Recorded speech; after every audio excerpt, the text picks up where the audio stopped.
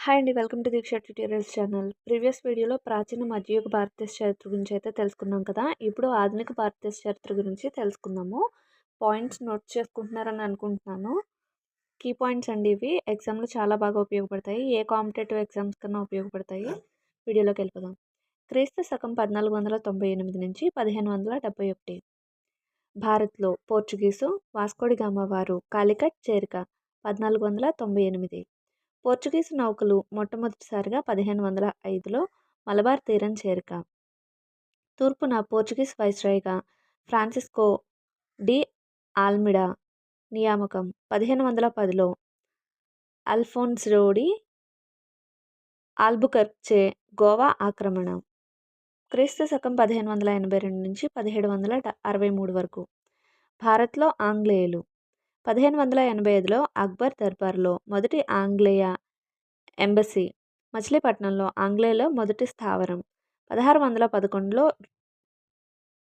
రాజు ఒకటో జేమ్స్ లేఖను కెప్టెన్ హాక్సన్ మొఘల్ చక్రవర్తి జహంగీర్కు సమర్పణ. 1612లో సూరత్లో ఆంగ్లేయుల మొదటి కర్మాగార స్థాపన.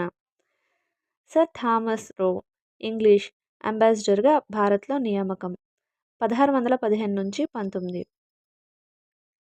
2 ఫర్మానాలు జారీ. మొఘల్ చక్రవర్తి జహంగీర్, ప్రిన్స్ ఖురం వీటిని జారీ చేశారు.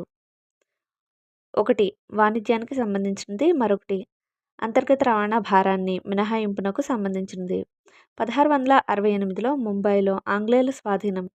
1652లో మద్రాసుకు ప్రెసిడెన్సీ స్థాయి పోర్చుగీస్ వారు ఆంగ్లరాజు రెండో చార్లెస్కు కట్నంగా ఇచ్చిన భూభాగాన్ని స్వాధీనపరచుకునేందుకు ఇంగ్లీష్ నౌకాదళం 1662లో ముంబై చేరిక. బొంబాయి ఆంగ్లేయులకు బదలాయింపు.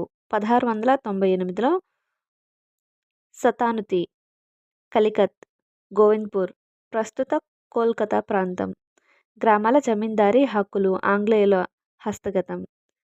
ఆంగ్లో ఫ్రెంచ్ వైరం. 3 కర్ణాటక యుద్ధాలు. 1745 నుంచి 48లో మొదటి కర్ణాటక యుద్ధం. 1749-54లో రెండో కర్ణాటక యుద్ధం. 1758-63లో మూడో కర్ణాటక యుద్ధం. 1760లో వందివాష్ యుద్ధం. ఫ్రెంచి పరాజయం. పారిస్ ఒడంబడిక 1763. 1756లో బెంగాల్ నవాబు సిరాజుద్దౌలా ఆంగ్లేయులపై దండయాత్ర.